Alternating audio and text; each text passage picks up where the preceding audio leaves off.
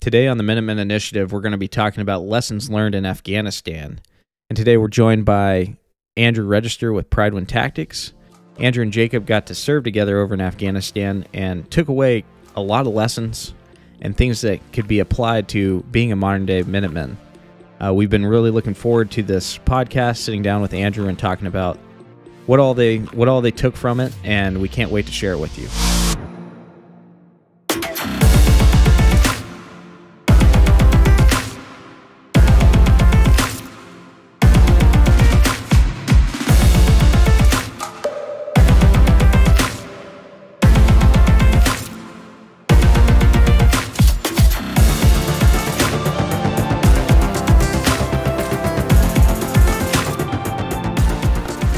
So I remember, like, before we deployed, talking to people that had deployed previous to us, you know, saying, yeah, just be ready, man. Like, while you're over there, you're going to see some weird stuff you can't explain. Thought it was a joke. And I was like, okay. I'm like, what do you mean? Like, I don't know, man. You'll see. Like, you see some weird stuff while you're there. It's like, what does that mean, though? Dude, like, no one told us about the aliens. Yeah. No, dude. I never really took that very serious. Like, I remember being told that, like, some guys were like, oh yeah, you're gonna see some weird stuff, like paranormal stuff. I'm like, huh? And then, like, some guys were like, you're gonna see some weird stuff in the sky, dude. And I was like, what? And this is a true story. I need to lead with that. We're not joking around. Like, you remember when? It was probably midway through. Oh yeah, it was deployment. Can't remember what month, but they're there, dude. They're in the sky. We didn't see too much paranormal stuff. Like, we saw some weird, like, that's just like nods playing and your brain playing with you and stuff like that. And that's what I think that was. Yeah. But there was other stuff. But we saw. I mean, I'm not a big, like, UFOs, man. Like, I'm not, into that very much, but UFOs, man. We saw some stuff in the sky while we were there that, to this day, unreal. I just can't explain. And it wasn't just me and Andrew. It was, I think there was like 6 of us there. So we were doing a guard change out. So there's 2 guys at the gate guard position, and then me and another guy were coming to relieve them, because every guard position has 2 people at it. And then Andrew and someone else were coming back from a different guard post, and kind of like, we kind of saw us all congregated, like, what the heck's going on here? So they came over, and we're like, do you guys see that?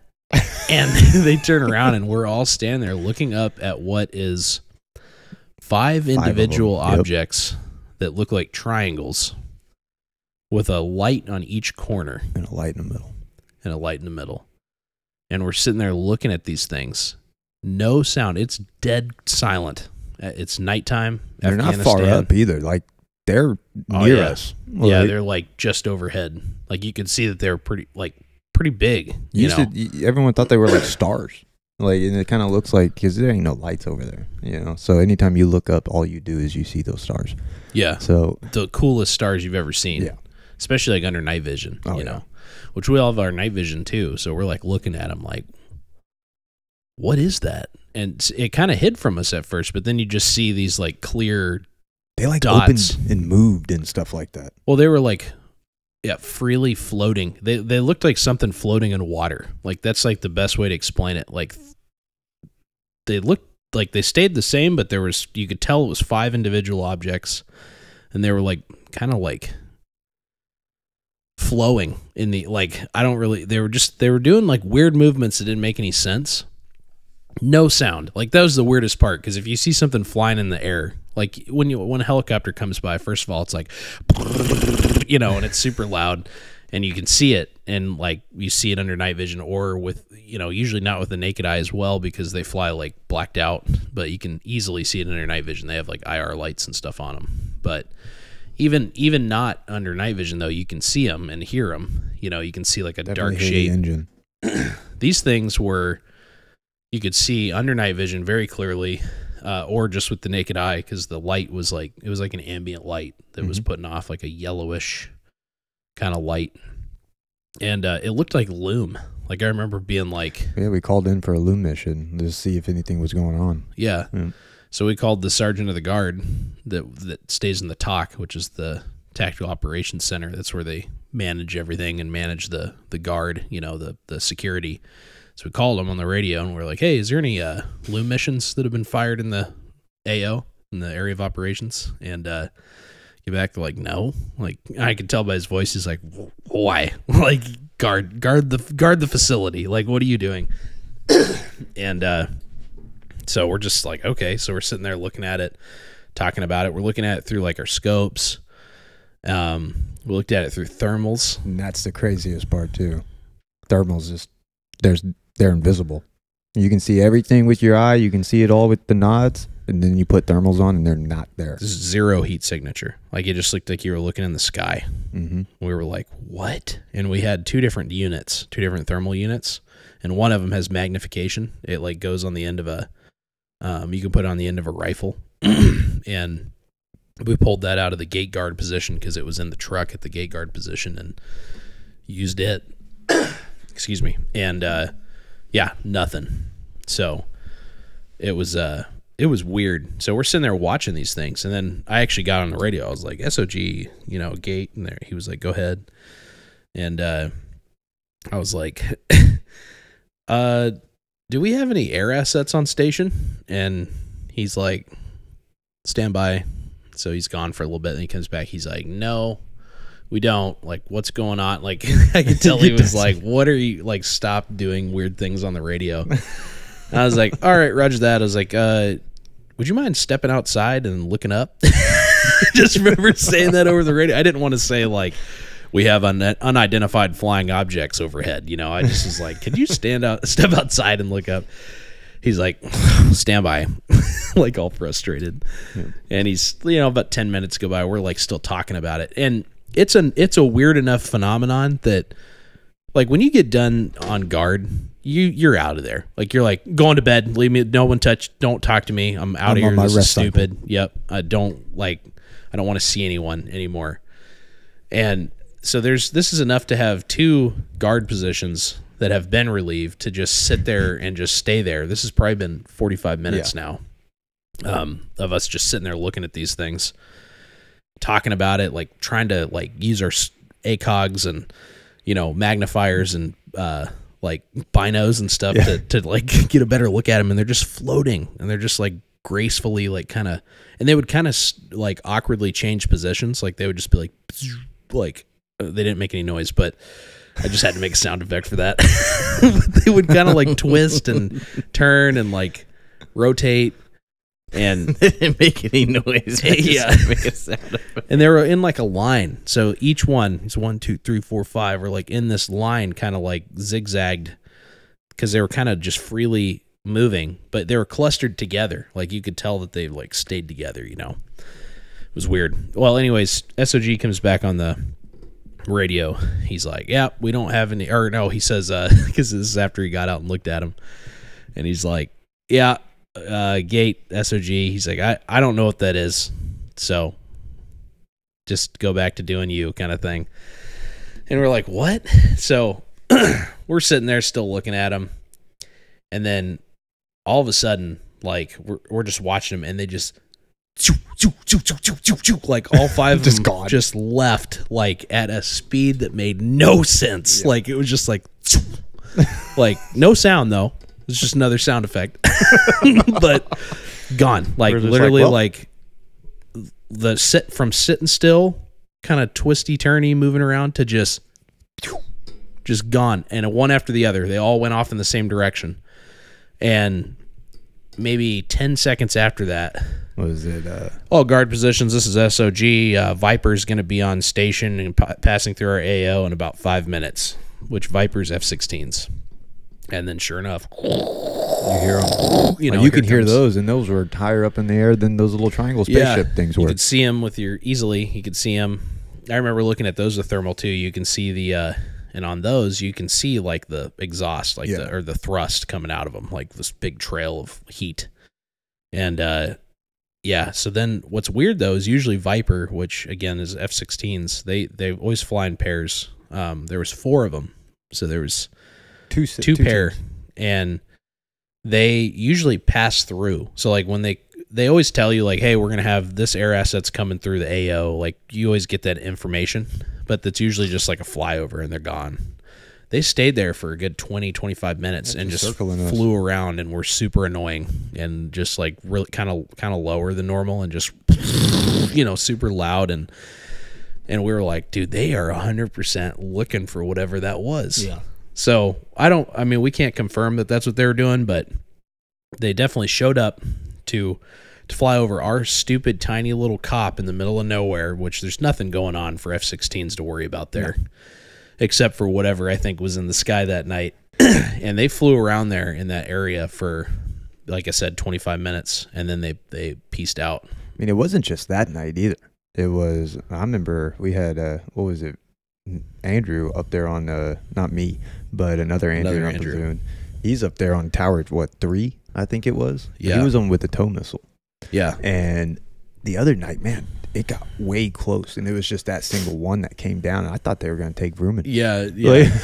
It shined a light on him. Yeah, dude. Suck him up. Literally Dude, shined I was like, well, see you later, dude. Like, let me know how it goes, but he was sitting up on there because it shined a light on him, dude.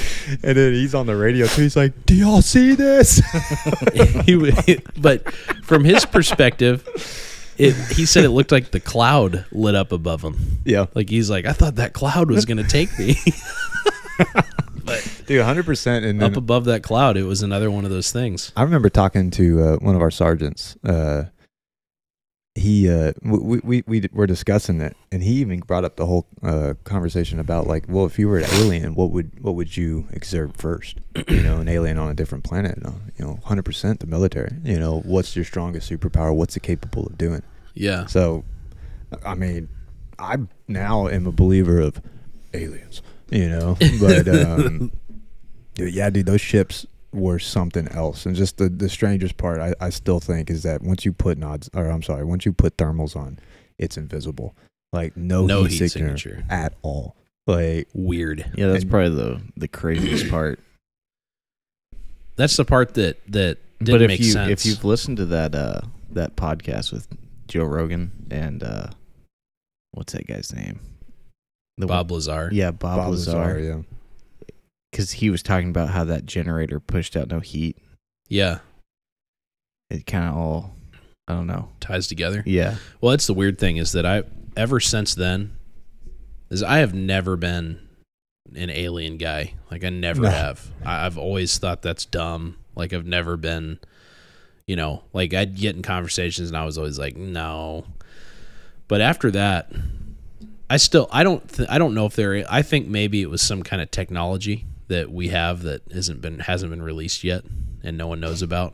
I mean, and it would be at the highest level of secrecy because if they scrambled jets after it, that would mean that they didn't even know. Appeared on radar, so it's something. It had a physical form, and this is all assumption as far as the F-16s go. But I mean, it just made sense to me that maybe they saw these things on radar and they're like, "What is that?" And so they sent, "All right, head on over there, guys." Sent over some F-16s to check it out, and then of course those things pieced out well before they got there. I mean, just a few minutes before. But. Yeah, it was a few seconds before they check on station. SOGs even says that they're going to be in about 5 minutes, but right before they even check on the station, those things are pieced out. Or I mean, it could be as simple as the F-16s didn't know anything about it, and they were just told, "Hey, this is the area you're going to go fly in," because they want to cover their tracks. Yeah, well, I mean, they were definitely. I would think if they were they were like flying, like whoever's in charge, if it is our own, like if it's our own aircraft that you guys saw, they're like, okay, well, obviously they were making a bunch of radio traffic about it. There's no way those guys couldn't hear what you guys were talking about, or dude, they knew. Oh, yeah, maybe. So they fly off, and then it's like, oh yeah, by the way, we're gonna do this little flyover mission, and the F-16 pilots are like, why the heck are we flying in this area, this random area? We're gonna fly around for 25 minutes and take off. Yeah, but they don't actually know anything about either of them. But yeah, and like I was saying, after that, it's like I went on this deep dive, like trying to figure out because I wanted to understand what I saw. I was like, man, what the heck? So I started researching like UFO stuff like crazy. And that sighting that we saw, I've found pictures of it. Well, multiple people have talked about that who have gone to Afghanistan. Like, it's not just us. Like, apparently it's like a whole groups of people that have seen the triangle ship, you know, like if you type in like triangle UFO. Yeah, it's popular now. Back then it wasn't very popular. No. Like no one, not but even nearly as many people had seen it. But even when we got back, though, from Afghanistan, I remember, like, trying to look for it, and I would find, like, it was way harder to find back then, but I would find, like, little pictures, like, oh, that was it. But it wasn't, was it real pictures, or was it drawings and stuff? I don't know. Because I remember when you first told me about it, I was like, we were looking for it, and randomly our brother had seen it, too, here in Alaska. Yeah. Remember? Which is weird. Which is super weird, yeah. Which we didn't know that. He saw it before you. Yeah, but he never told anybody. No, he did. Oh, I thought he told our dad, and then when you came back and told it, Andrew's like, I've seen that thing too. And then you guys and Andrew started compared notes. You guys were kind of comparing notes, and you guys were both just like, what in the world? Like, we've both seen the same thing. But yeah, he saw it when he was up here in Alaska randomly. Yeah. He said, but it was way up higher, you know. It was much smaller. But he was sitting there looking at it like, what the heck is that thing? It's like 4 distinct lights are on it. It's weird, man. It was super weird, and the deep dive that it sent me on was like when that Bob Lazar podcast came out or whatever with Joe Rogan. Like, if I had heard that before that, I would have been like, this guy's a kook, man. Like, but I don't know. I mean, I still don't really know, but I know a lot of the stuff he's talked about has been like proven though, which is kind of creepy. But that's some stuff. So I don't know, man. It is weird. That's our weird experience of things we saw while we were over there. I mean, we saw a lot of weird stuff over there, but that's like as far as like the definition of weird goes, that's probably at the top of the list. Oh yeah. So yeah, it's definitely out there. But so we're actually going to talk about you guys' time in Afghanistan. That's what today's podcast is going to be about. We're going to kind of break down some of the things that you guys learned from your experience over there. And obviously today it's me and Jacob, and we got Andrew, register again back. Pridwen Tactics. He's going to crush it again today. So these guys obviously deployed together to Afghanistan, and we're just going to kind of go over some of the things they could take away that they could share that would be beneficial to our audience. And just go over lessons learned, I guess. Yeah, dude. Yep. So I guess what do you think you guys, what did you value as far as like lessons learned over there? Like, what are some of the things that you guys took away from your experience in Afghanistan where it was like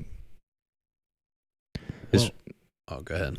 Well, it wasn't just the training, the shooting. It was more the physical fitness. Something that I had to get into really quickly. Y'all don't know me, but I'm kind of a little dude.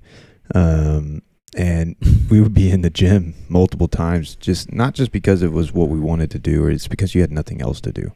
And it was, dude, being there about 3 or 4 times a day, sometimes just because.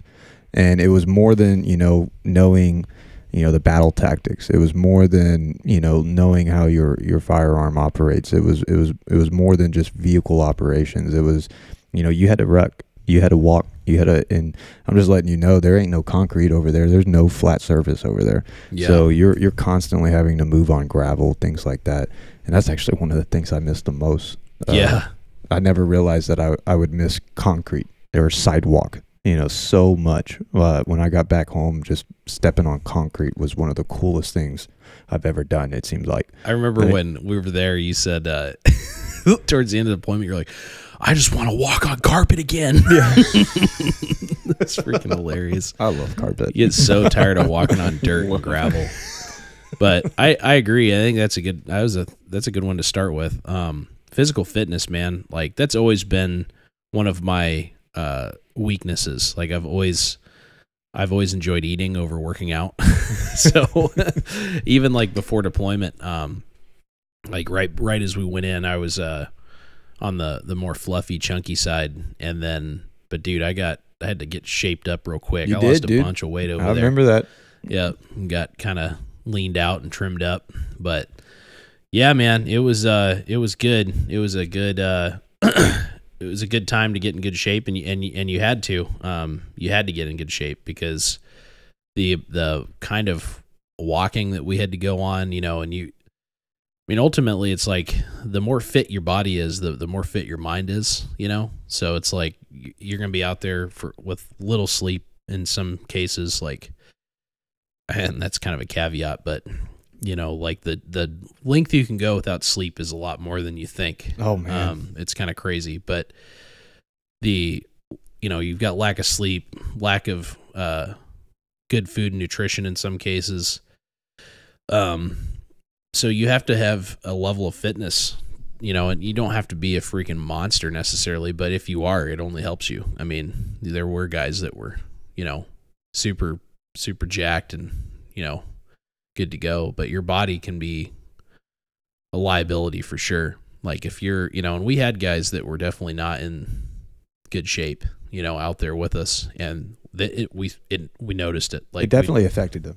Oh yeah, you'd be out on mission like long periods of time, rucking, and they'd start falling out and stuff, and it's like that's kind of something that is, you don't. I don't want to say you don't think about it, but when you're not overseas, when you're not deployed, it's like, oh, that piece of crap, and it's just kind of like whatever, like you need to get better. But when you're actually overseas and you're doing it for real, and you're like walking around and that you could get, into a contact situation, or you could start getting ambushed or whatever at a moment's notice, it's like, it kind of changes it. So if you have somebody that's like fallen out or like dehydrated or like, not able to make it just from simply walking, it's like, well, what's going to happen if you find yourself in a, in a tick, or which is troops in combat? Like what's going to happen if you find yourself in that situation? It's going to be tenfold worse.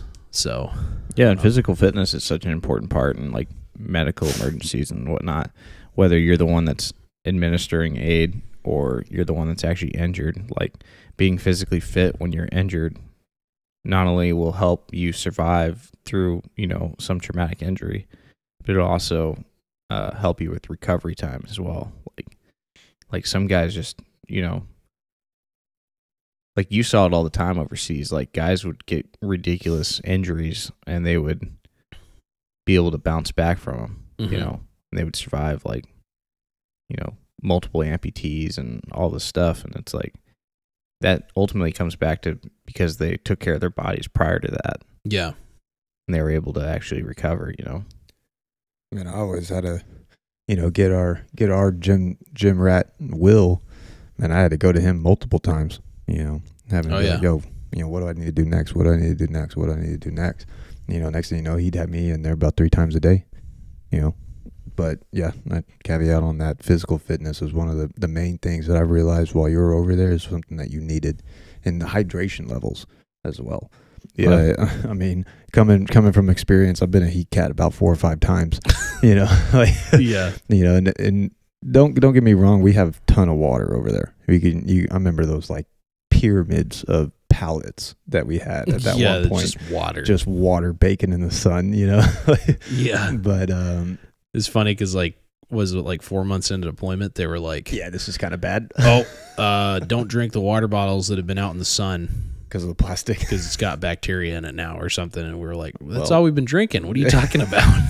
But, I remember, over there too, you get your little fun little drinks too, like your energy drinks or your Rippets, if you know what those are. Those are disgusting. And you drink them all the time. Your Rippets, your Burns, your Pit Bulls.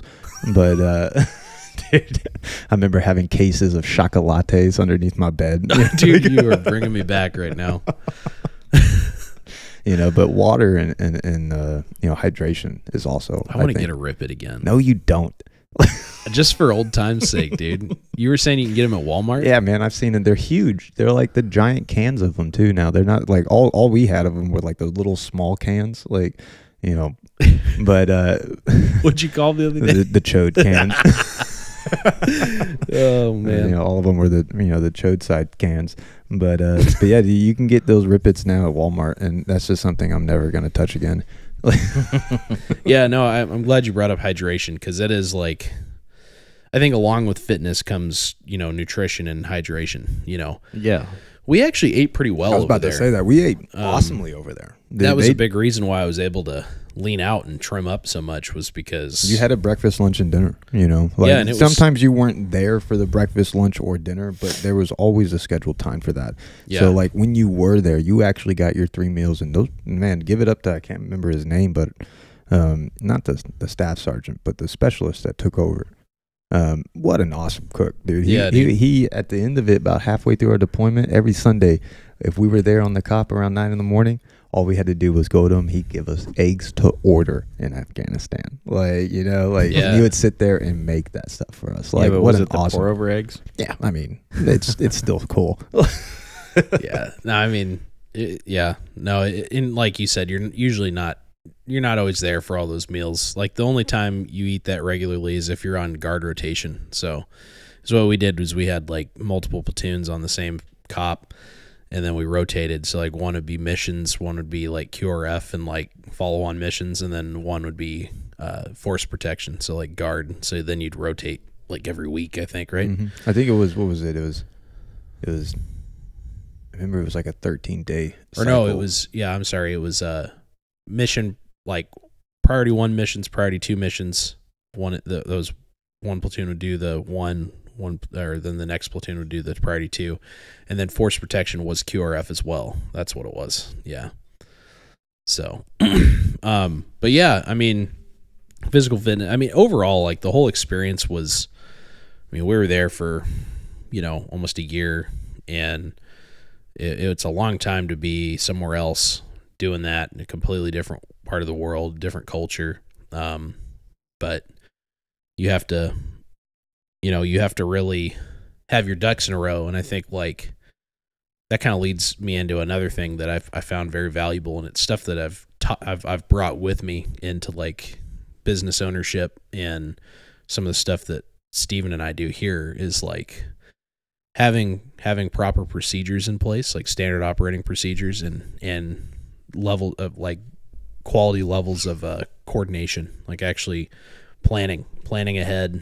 And this was something that we always did. Like, you always do this in the military, and you hear SOP all the time, which is standard operating procedure. And it's like, I think it gets to the point where you're just like, ugh. But when you get over there, I really found the value and really started to understand like the importance of having good SOP, and making sure everyone was on the same page, changing things when things need to be changed. Like, I don't know if you noticed this, Andrew, but I noticed that if someone brought up an issue in garrison or like stateside, it's like you would have to move the earth in order to get them to change. Yeah. It's like, oh, this doesn't work. Why don't we do this? This might be a better idea. And it was like, just get back into formation. And you're just like, what in the world? And then you just felt like you couldn't do anything.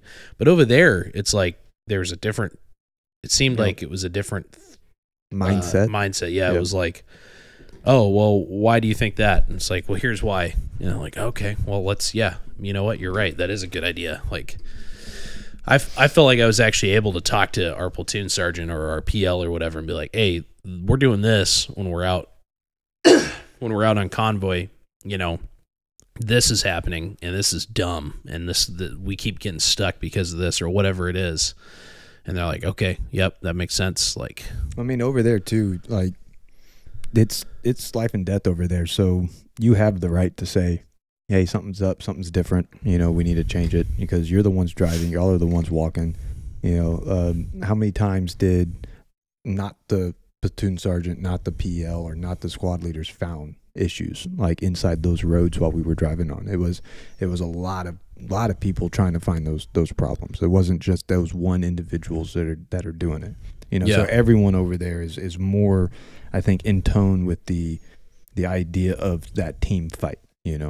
Yeah, for sure. And that level of coordination, like individual to individual, then makes the team, like I think that really shined through. And not to give too much credit to the Army, because it pains me to do so, but not really, but kind of.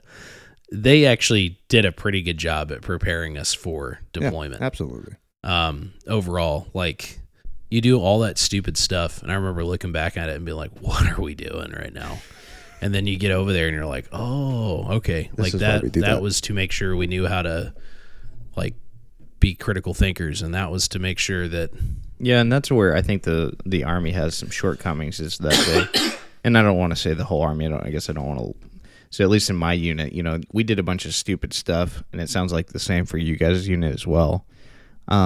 We did a bunch of stupid stuff, and they never told us the reason why we were doing the dumb things we were doing. Like, this is to make you better at, you know, police calling makes you better at, you know, spotting IEDs and things like that, like things that shouldn't be normally there. And, you know, there's things that you do all through your military experience that makes you better for something that we were dealing with overseas. So it's like, but a lot of times, like, your leadership will never tell you that, and it may be because your leadership doesn't actually know themselves or whatever. But yeah, I feel like in the garrison world, there was lack of communication for sure. Yeah, and I think, you know, a lot of that is just like, it's going to sound weird, but it's important for you to know, if you were not military, what your tax dollars were paying for. When infantrymen are garrison, they're not doing that much. Like, we're pretty decent moppers. Yeah, you're basically paying a bunch of guys to kind of like make sure the barracks are clean and shoot ARs. I mean, you go out and do a bunch of training. Yeah. And depending on what unit you're in and what you're, like, Steven was global reaction. He was on GRF, so you guys were training all the time. Y'all were doing FTXs once every other month or something like that? No, more than that. They would literally, there was like a year period of time where I could not get a hold of Steven. I would try to call him, and it'd just go straight to his voicemail, and I was like, I pretty much was in the field. I'd occasionally get weekends off, but I was pretty much in the field like every week. I would have gone insane. So I'd rather go back to Afghanistan. Yeah, dude. Yeah, it was pretty intense. Our training cycle was ridiculous on GRF. But what is the GRF? Like, what Global is Response Force. So So like we were able to deploy anywhere in the world within 24 hours. It's QRF for the world. Yeah, so your training segments it's not just, you know, you're not preparing for just Iraq and Afghanistan. Afghanistan. You're preparing for Russia and China and Africa. And so it was conventional fighting force training. Like, yeah, so it was like I think I was talking about this in a previous podcast. Like, a lot of guys who served prior to, you know, 9/11 talk about how the training cycle was so much more intense, and like the Army was crazier. Like, I work with a guy that's a retired first sergeant. He talks about, you know, back in the 90s, he's like, dude, we trained so much, but it's because we didn't know who our enemy was at the time, so we were training for everyone. And I was like, well, that makes sense why my unit was training the way they were training, because we were training. We didn't know who our enemy was, so we were training for everything. Yeah, we got a small taste of that. Well, so our battalion, or actually our whole brigade combat team. That's what they called it. The whole brigade combat team was we were in a regular deployment rotation. So like we'd rotate out with, I think it was the 101st and the Big Red One, or like the three that we were kind of with on the rotation with. And so you'd basically deploy for a year and then come back for 2 and deploy for a year. That was like the pretty standard rotation. But so when you're in a deployment rotation like that, and our deployment rotation was for Afghanistan for the most part. And I think there for a little bit it alternated. Like when you went one year, you went to Iraq, and you went another year, you went to Afghanistan and back again. But then Iraq started to dial back, a little bit. So our it unit was was Afghanistan. Just, Afghanistan 3 times in a row. Yeah, I think it was. So yeah, no, well, I know that they went. So before before my deployment, our deployment. They went to Afghanistan, but the one before that, it was Iraq, I believe. Oh, okay. But I think they try to keep them like going to roughly the same place every time, because I know my unit went to like Iraq like multiple times in a row. Yeah, our unit was definitely went to more Afghanistan. The same AO as well. I remember Yep. the senior guys even talking about it. You know, talking about Salerno, talking about this area that we were in. Yeah, we were in Coast Province. Yeah. or Koust, or however. I've heard it said so many different ways. We always called it Coast Province, and we were there, so I think we might know. Like, I've had people correct me, and I'm like, oh, sick, where were you at? And they're like, Kandahar. And I'm like, oh, okay, cool. I was in Coast Province. They're like, you mean Koust Province? And I'm like, no. Yeah, I mean, if you want to call it that, yeah. Where are you at? I was at Bagram. Oh, okay. Yeah, we were over there near Salerno, which is in Coast Province. Anyways, so yeah, what I was trying to get up to is that when you're in that deployment rotation, your training is a lot more focused on Afghanistan. But we got a small taste of like preparing for Russia, because it's like all of a sudden, in which I hated it, because it's like all of a sudden our unit was like, oh yeah, we're Arctic warriors. Dun, dun, dun, dun, dun, dun, dun. We just had to start doing the weirdest Arctic training you could imagine. Is like, just in case the Russians come across the Bering Strait, let's put our cross-country skis on. Crazy Arctic like, why? Get your Akio tents out. Like, it had nothing to do with Afghanistan, and I just remember being like, we're going to deploy in like 7 months, so what? Like, why are we out here? Why are we out here in skis? So we got a small taste of it here and there when like the word would come down from on high, and it's like our battalion commander would just be like, wait a second, we're Arctic warriors. Cue the army music. They're the angels now, dude. Yeah. Oh, what are they now? The angels. The angels. Yeah, they're not the. You guys aren't Geronimo anymore. Oh, we're angels now? Oh, no, we're not. We're Geronimos. No, we're not even that anymore. We're civilians, dude. Oh, well, yeah, you're right. Geronimo. Yeah, they changed their patch, man. They went back to the old unit patch. What's the name of that unit now? I don't know the numbers. Is it just I can't remember, but it's called like the Angels or something like that. Is it just the 501st that did it, or is it the whole brigade? I don't think it would be the whole brigade. It's the 501st that did it, I think. And they got an Arctic tab now on their That's kind of dope.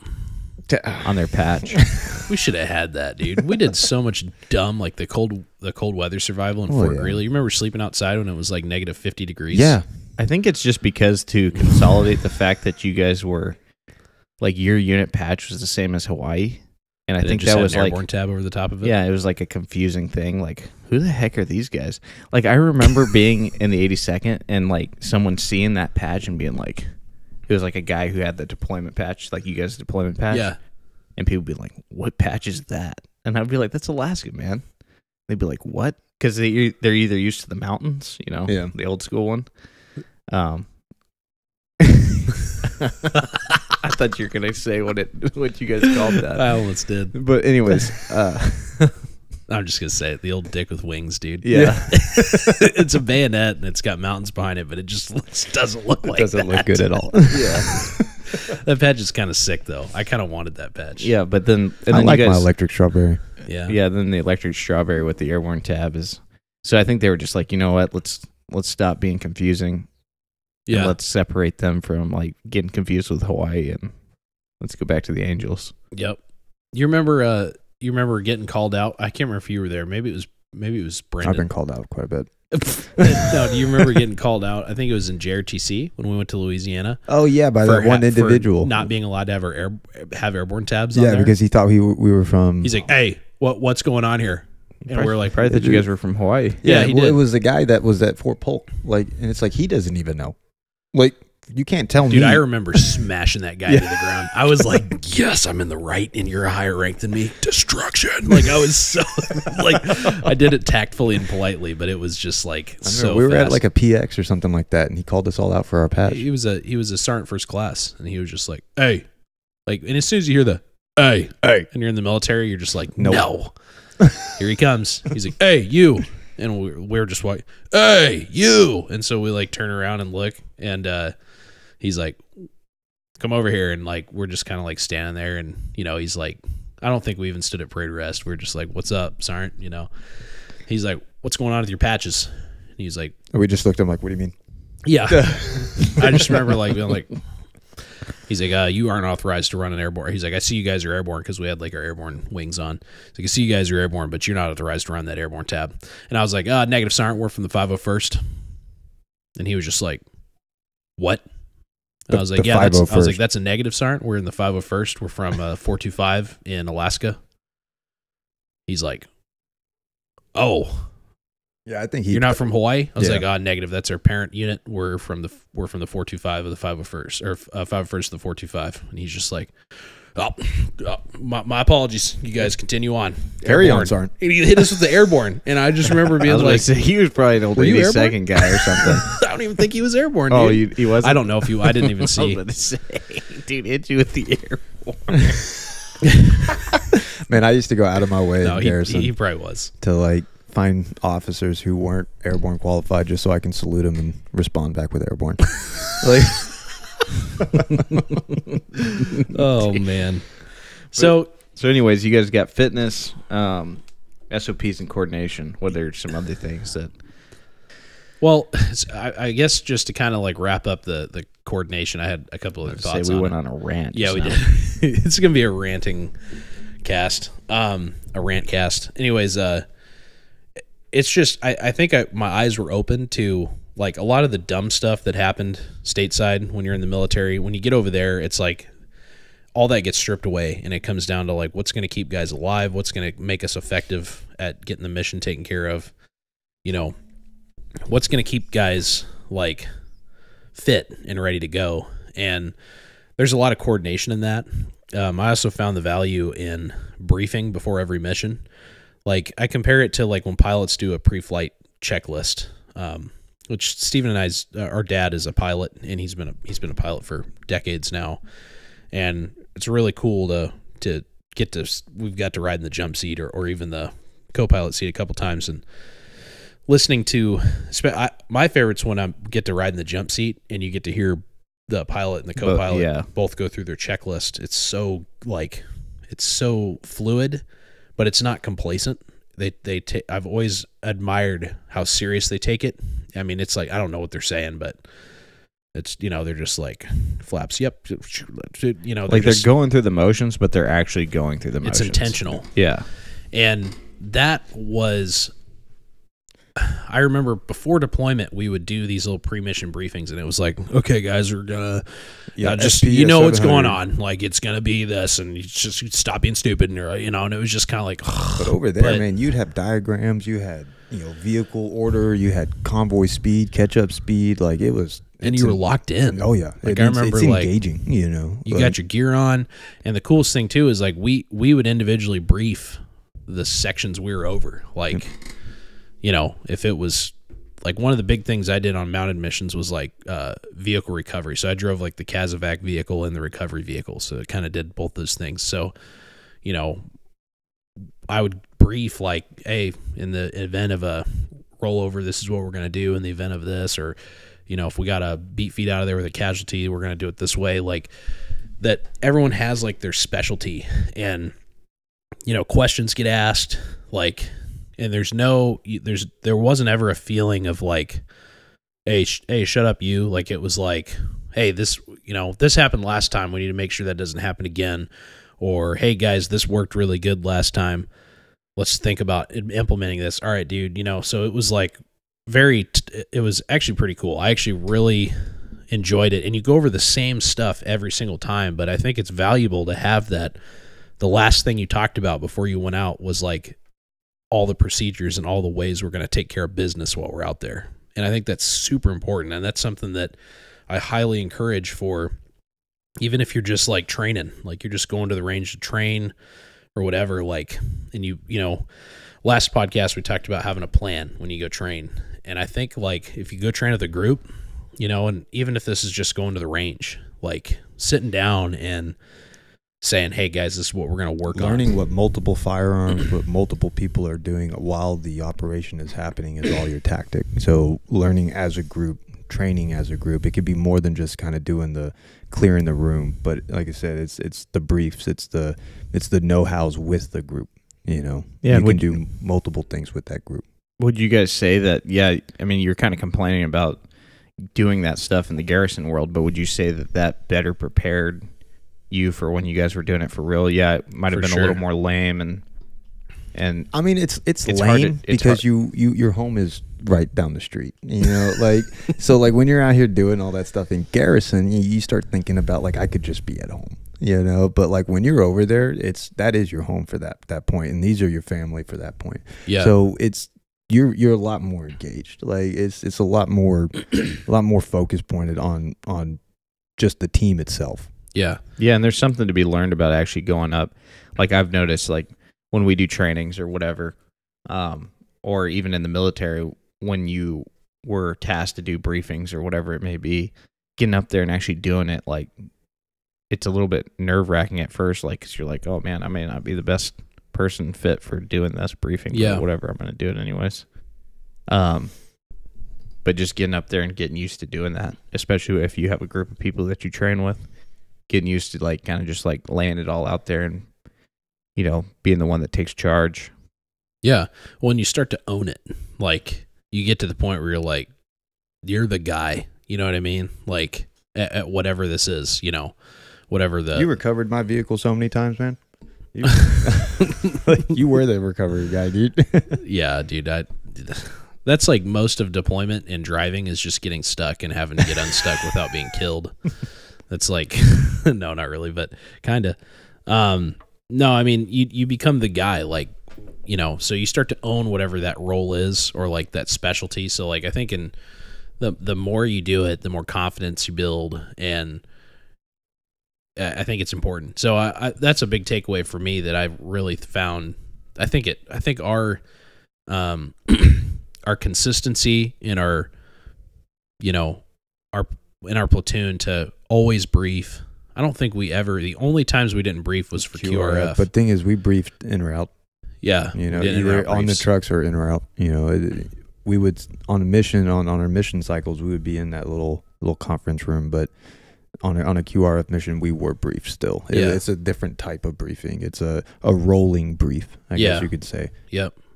Yeah. And it's that fluidity of like getting on the trucks, gearing up and rolling out. I mean, we could do that within 2 to 3 minutes, which is insane. That's installing 50 cals, installing 240s onto trucks. And it was fast. Like I remember a few of those QRF missions we went on, which they were sad, the ones we had to go on, but, and I'll just leave it at that, but we got out so fast. Mm-hmm. Like I remember the unit we were responding to being like, you guys are already en route.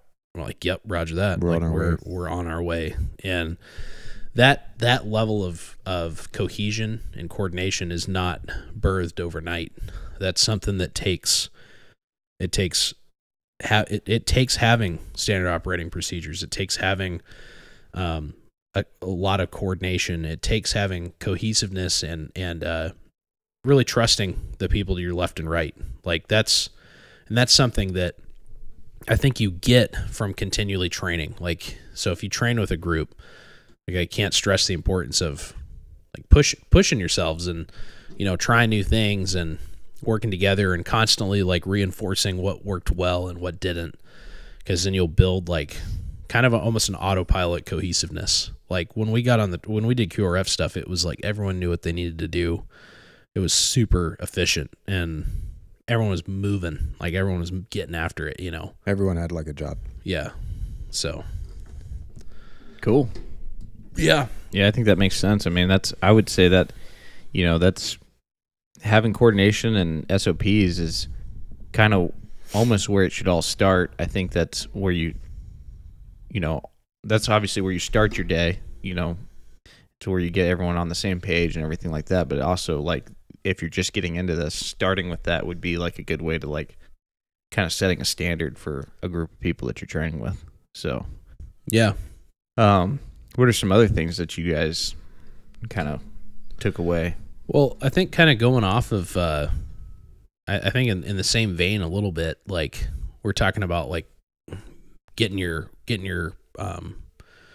like having the cohesiveness to like get things put together and like all your gear. Yeah. So that's yeah. So like maintaining your equipment and like constantly having your gear put together, I think is something almost another form of checklist in a way. Yeah. Kind of like what you were talking about with, your coordination SOPs, or your pre-flight, like kind of like what we were talking about being a pilot. Yep. Having a checklist. I mean, they're they're basically doing a on the fly, making sure all their equipment's good within the plane. Yeah. But in order to have that all be good, you have to, maintain and make sure everything's good. That's like as a mechanic on a plane, you're obviously going to want to make sure the plane's good, so that way the pilots are able to take off and not have any issues. But yeah, like I heard this phrase tons of times, but while I was in the service, and I've even being out, I hear it all the time, and I've even said it. But it's you take care of your gear, and your gear will take care of you, and that is, I found that to be 100% true over there, because I think being in Afghanistan was the closest thing I'll ever experience in my life, hopefully, to what it would be like if you had no infrastructure. Yes, we were fully occupied in Afghanistan. Yes, we had a bunch of like backup equipment, but it's not as available as you'd think. Like for example, if you just damage a vehicle, like, and I'm speaking from experience, actually my first night, I hate talking about this because I pride myself as being one of the best. Like, I was like, I'm one of the best drivers out here, and I'm gonna stand by that. I never got stuck. Yeah. I'm looking at Reggie. Okay, no, you didn't get stuck very much. I will almost admit. did tip a vehicle though. Yeah, but so they were pretty tippy though. I never got stuck. I never got my vehicle in a precarious situation. But there was one time that I damaged a vehicle, and it was 100% my fault. And it was my first time driving under nods on mission in this big 26.5-ton you can't even vehicle. see the other half of the windshield. Yep. Like, you have a little window. Yep. And then you don't have lights. You don't have, what were those screens that you had to pull down? Oh yeah, that's one of the worst, man. No, it's like I loved 2D. It. Like, I loved it. That was my favorite way to drive. The thermal camera. Yeah, dude, oh, just I loved ridiculous. it. I felt like I could see so much better with it. It was like a video game. Anyways, so I was driving back into our cop, and I cut the corner too hard. I asked my gunner. I said, "Hey, am I clear?" And my gunner at the time, I'm not going to dime him out, but my gunner at the time was not who my gunner ended up being in the long run, which I will say who that was. My gunner ended up being Brent, my good buddy Brendan, which he was awesome, and I wish he was up there because he would have told me I was too close. But this other fellow, which I won't dime him out, was like, yeah, it was super complacent. It wasn't Reggie. He was being super complacent. I was like, over hey, here looking at register like, was it you? No. I was like, hey, I almost said his name. I was like, hey, man, am I good? Because I'm like getting ready to cut in. It was a tight turn. He's like, yeah, you're good. And then I just hear this, like the super loud, and he goes, oh, you weren't good. And I was like, oh. And so I just drive in while I deflated it, or a tire got like absolutely eviscerated, like taken out, and it went flat. And the tires on these things are complicated. They have CTIS. Like, well, first of all, they're super tough, but it just got smashed. Like, it got ripped.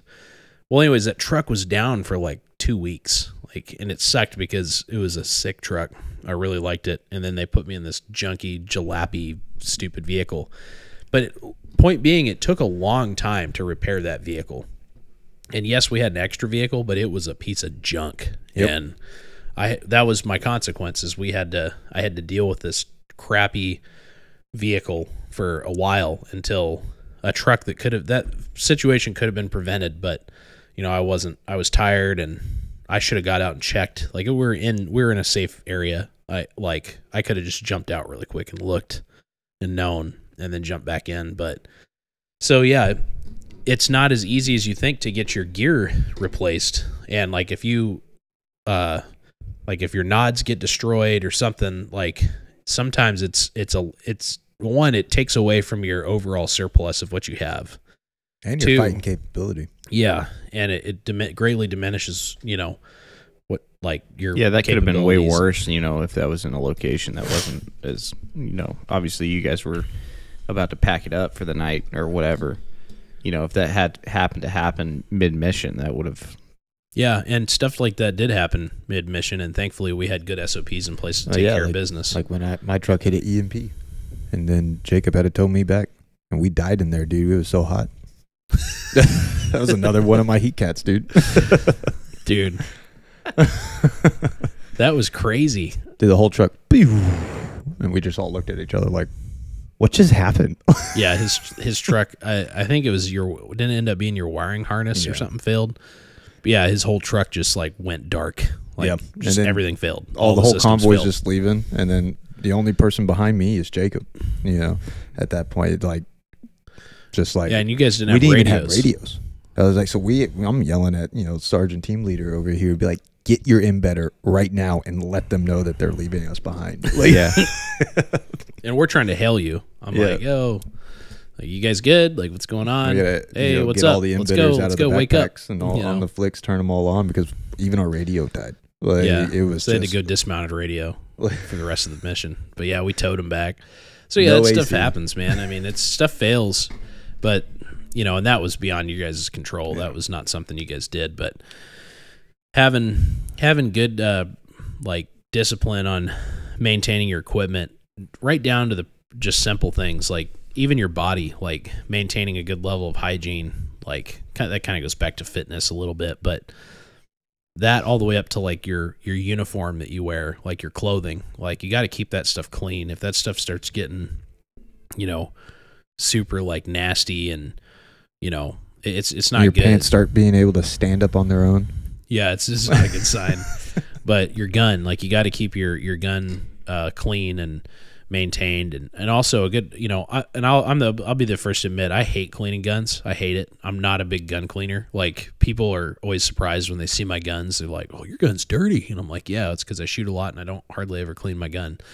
And it's just because your gun can be pretty dirty and still get after it, but you need to have a time period where you sit down with your equipment and clean it, because that's where you're going to find breaks. That's where you're going to find issues. It's when you go in and you start going through it with like Q-tips and cleaning it. Yeah, that was like when I cleaned my gun a few years back. My gun was a little overgassed for a while, and yeah, they run, and you can pretty much run anything through them. They can be really dirty, and they're still going to operate when they're overgassed, but they do end up wearing your parts out. And I absolutely destroyed a bolt, and I would have never caught it if I hadn't cleaned my gun. Like if some guys go, Months. a long time without cleaning their guns, and it's like it'll end up like messing with you later, because like if I continued to run that gun, I probably would have broke more parts, because of the way my bolt wasn't really even holding.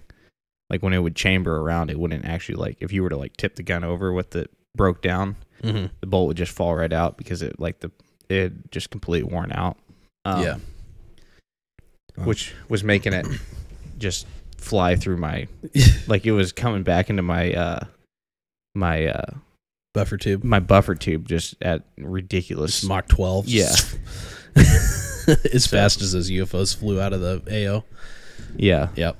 And honestly, like our dad always harped on this growing up, like having clean tools, like, because everything we use in this industry is technically a tool, like your firearms, all your gear. Like having a clean tools are going to make your tools last way longer. And if you get in a situation where you don't have the resources, you're going to want those tools to last as long as possible. So maintaining your equipment and taking care of it is incredibly important. I mean, I'm not saying that you should like be one of those guys that can't get anything done because you're constantly taking care of your equipment, but yeah, you need to obviously don't be that guy. Yeah. Those guys are out there. Yeah. And yeah, no, for sure. Also, like staying relatively organized, I think, is important. Like have a system. And that starts now. I mean, like as you're investing in gear, you're investing in training, you're starting to get more into being self-reliant and being able to take care of yourself and your family, and through protection and stuff, like keep yourself organized, keep logs. Like that's something that I definitely found to be helpful. Like the amount of information, like I found some of my old like logbooks and my old like Right in the Reins and stuff from being over there, and the amount of like mission notes that I had they're pretty cool. Like I was reading back through them and I could recall like what we were doing. And like, you know, I ended up doing a lot of like grid coordinate like transmissions over the radio. And so I had like just pages of like grids and we're here now, we're here, we're moving to this. Oh, we found something interesting here. Like it's just like all these notes, you know, of like just all these grids that, you know, I had to transmit over the radio while I was there. And yeah, it's important to have, you know, part of like maintaining your equipment and maintaining your focus and stuff is, you know, I wouldn't necessarily say like keep a diary because I didn't do that, but I kept kind of a log. Like anytime we were out doing something, I had a little log that And you got to know what's around you, you know, because things, you know, the things that do change when you're over there, they could be, you know, possibly, you know, life and death, you know. Yep. Yeah. Just by little changes and stuff like that, noticing little things in the road, noticing, you know, where they were at before they were there yesterday or the day after, you know, what has moved, who's moved, you know, things like that. Yep. Absolutely. I think another thing is just having, you know, we talk a lot about like fire superiority and how America is just, we have it, you know, we have all of the ammo, the guns and the explosions and all sorts of stuff. We got it, the Big Bang, right? Yeah. The Mad Minute was one of the craziest things that I learned in the military. I always was like, oh, it's the Mad Minute, it's the Mad Minute, the Mad Minute. You know, I never really understood that until I was over there, and that's just gaining fire superiority. I know a lot of in a lot of our ticks, you know, once they happened, I think every person that could and was able was pulling a trigger. You know, Yeah. like, you know, being having the machine guns, being able to, I mean, we were talking yesterday about keeping fights at long range. Yep. You know, and how key it is. You know, you don't want someone close to you. You know, having the ability to, you know, to go through those, you know, those weapon systems to keep the enemy, you know, 1,000 meters away from you. Yeah. You know? No, I agree 100%. And for those that don't know, the Mad Minute is in reference to that. They generally refer to that first 60 seconds of a firefight being about is like it's a competition for fire superiority. Oh, so yeah. both sides are trying to gain fire superiority. And we usually do. Oh, I think we always did.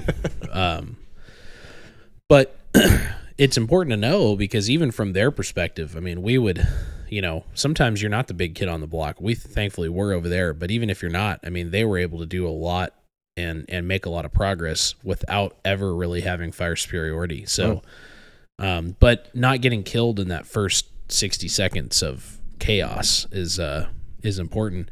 And yeah, it is crazy. Like when something I noticed about firefights was that it's like they're always kind of stuttered and slow to start, but then as soon as they kick off, as soon as both sides know, oh yeah, this is going down, it's crazy. Like, yeah, man, I know exactly what you're talking about. Like the are we about to do this? So like what was that? Oh, wait, is that? And it's just like it's almost like both sides notice at the same time. But the faster you get into that engagement is the faster that you gain fire superiority. Yeah. So it's like almost like a race of who's gonna do it? who's gonna have that mental shift first. You know? Yeah. And it also depends on numbers. Like if you have just overwhelming numbers, obviously you're gonna probably gain fire superiority. But you know you're gonna win with that. For sure. Yeah, that shift. If they can't get their heads up, I think we talked about this in a previous podcast as well, but we talk about a lot of the same stuff sometimes. But like if you can't even get your head up to fire off a shot, then the enemy that you're fighting against is able to do so much with that. Like they're able to flank you. They're able to just push through the objective. They're able to continue to just shoot rounds and just overwhelm you, and you don't even have a chance at fighting, you know? Yeah. And if it's a big player, they're doing something even more scary, which is preparing an indirect mission, a fire mission on you. That's like pin down and just get ready to accept these mortars because it's crazy, dude. And that's the biggest thing we would do is, you know, pin them down send the mortar crew out.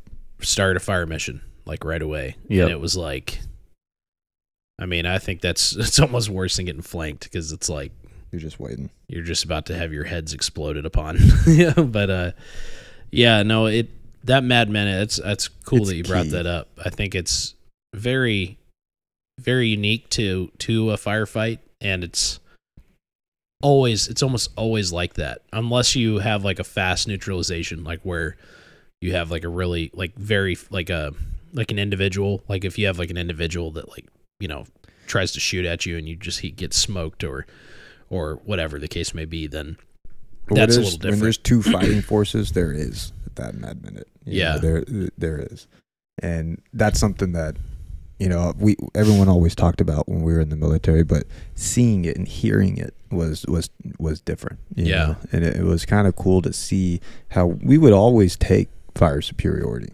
You know, we would, you know, whether it be if we just had to hold them off for just, you know, 5 more minutes for, you know, Kiowas to get on station or Apaches to get on station. I mean, we had, I think in our tower, as a joke, we would just link up 7.62 belts, just link them together. I think we had thousands of rounds linked together in the 7. We didn't have to reload. You just, if you needed to, you swap a different barrel on and you just continue to shoot. Yep. Like, you know, it was, you know, and then you had multiple towers doing the same thing. Yeah. Yeah, I think that's really important to know too, from if you are in, because there's lessons learned on both sides. I think there's definitely lessons learned from, you know, us being in combat, but then there's also us being there and fighting against a very small groups, and like, you know, the Taliban and Al Qaeda were very like, they had very little resources. It was a lot of like ideological fighters, or like, you know, what they would consider like freedom fighters, or like people fighting for their ideology. And usually they had like small arms, you know, not always like indirect backup, but I mean, we're starting to see it even in like Ukraine. There's always, or not always, but a lot of times there is a bigger fish and a smaller fish. And so it's important to understand that if you are the smaller fish, and if you are doing like an engagement on a bigger force, it is possible, but you need to understand that as soon as they start engaging back, they will gain fire superiority.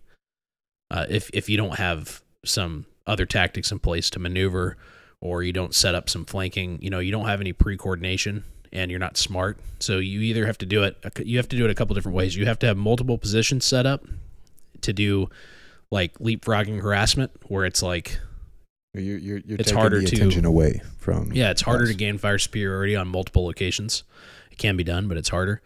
Or you have to keep it to a shorter period of time and try to do as much damage as you can in a super short period of time and leave, which is what they did to us most of the time. Yeah. That's the majority of how they would do it. And they had it timed very good, because you need to understand that if you're against a bigger player, they are making moves to literally destroy you. So they're gaining fire superiority.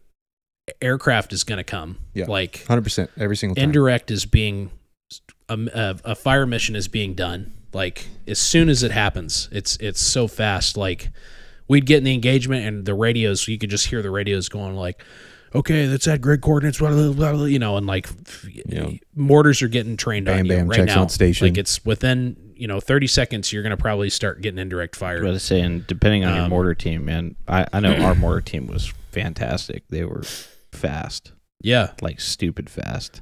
Oh, our guys were fast too. And actually the coolest thing well, it's not really cool, but what I really respected about that group of high-speed freedom fighters that kept attacking us over and over and over again was that they picked a spot that was smart. They picked a spot near a civilian structure, so it made indirect almost impossible, because there was no safe way to do a fire mission on that. So they knew that our next best, and they were too far away to flank. They were way up on a mountain. They're about 850 to 900 meters away.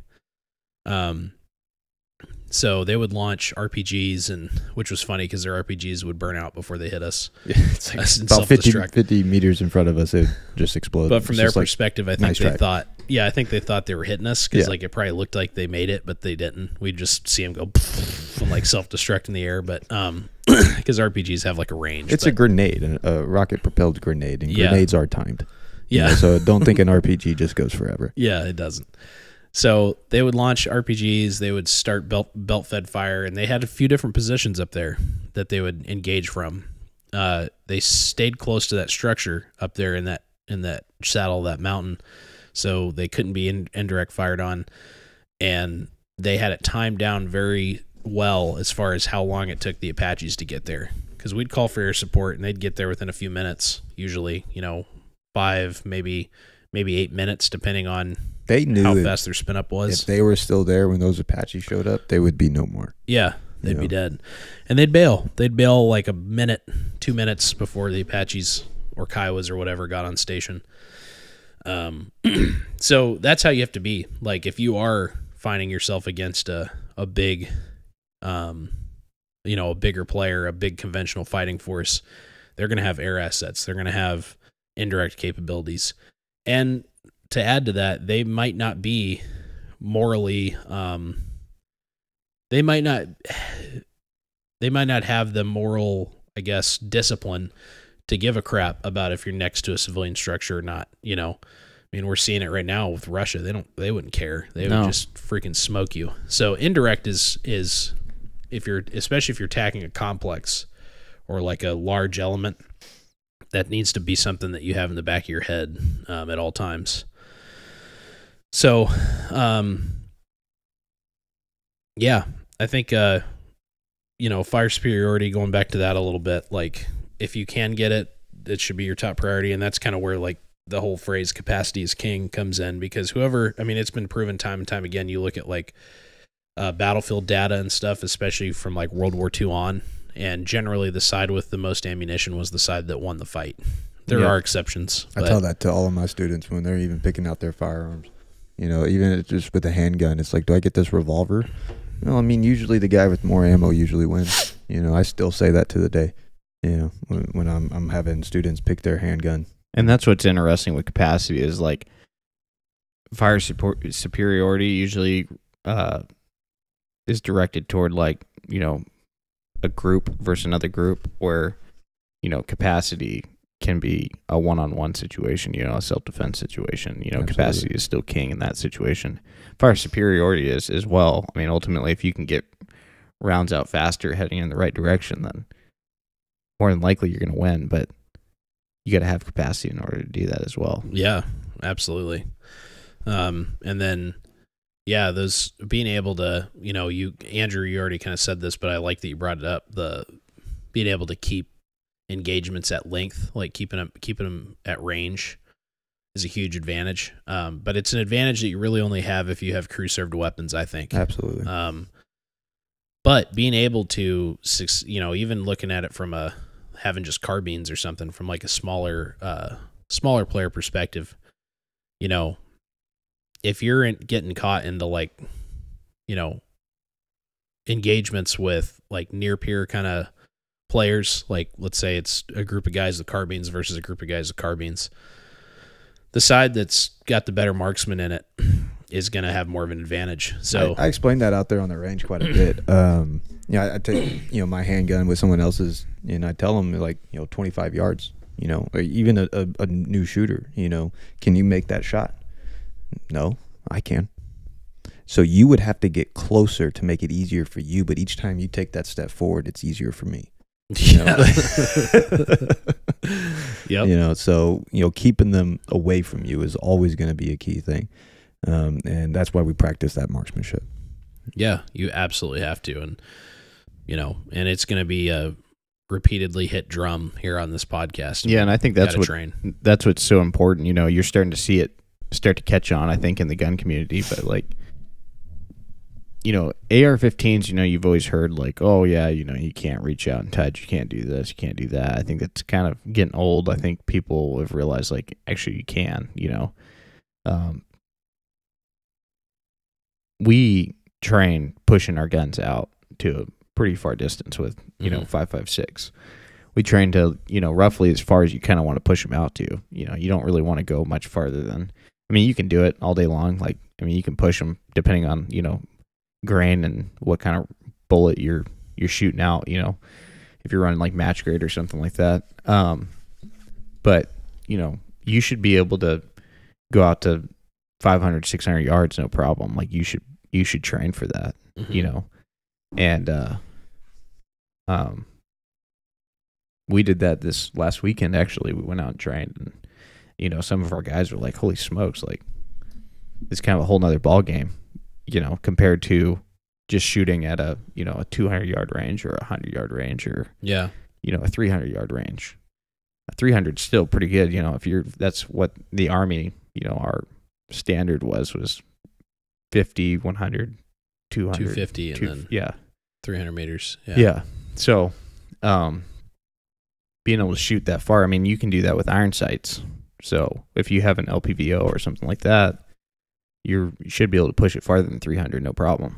So, yeah, it's tough, and it's not something. Again, it's not something you develop overnight. I mean, you got to go out and work it. I mean, you got to learn too. You got to learn all that stuff, and that's why I think the LPVO is like kind of the best optic for an AR-15, because nowadays, I mean, like, you can run a red dot off on a 45 or on top of your LPVO or however, or you can just run your LPVO, and you know, most one power LPVOs like have a decent eye box where you can just run it like you would a red dot, and it's actually not too bad, you know. So, and then you can actually still push that range. You know, you can still do that with a red dot. You can shoot pretty far, but it's much tougher.